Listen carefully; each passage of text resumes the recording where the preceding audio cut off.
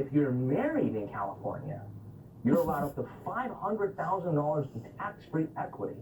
And anything beyond that as well, you're subject to capital gain.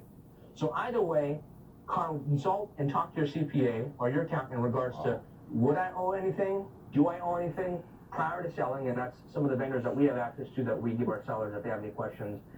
If you have a question about your property in general, contact me 7 days a week at 949-272-0125. For any questions regarding this topic, videos, look at properties, look at our highly reviewed website at www.bestocproperties.com, and tune in next week for another amazing edition of Fridays with Fred. Why?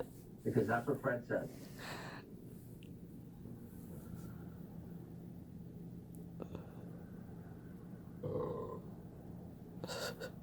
Capital gains tax can be a pain in the butt. It can be super annoying because you all of a sudden got all this growth, but now you have to pay massive amounts of tax on it. So today I wanted to talk about how to avoid capital gains tax, also known as CGT, on investment property.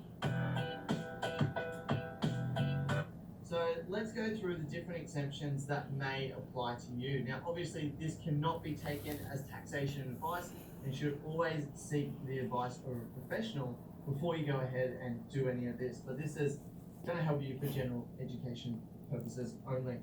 So let's have a look at the full exemptions first. So if you live in your property when you first buy it for at least 6 months, so this means when you purchase the property, you're purchasing it to live in it. You're not purchasing it to rent it out. So you prove that by living in it for 6 months. And then if you live in it the full time, then the chances are that you're going to get a full capital gains exemption, because if it's your principal place of residence, it's where you live, it's not an investment, well then you're going to get that exemption. But there's also a clause where if you live in it first, and so you're purchasing it to live in it, but then you decide that you need to move for some reason, maybe you need to move interstate for a job, or maybe you're taking care of a sick relative, or you're going on an extended holiday or something like that, you can lease your property out for under 6 years while still keeping it as your principal place of residence, and that you actually get that exemption for 6 years.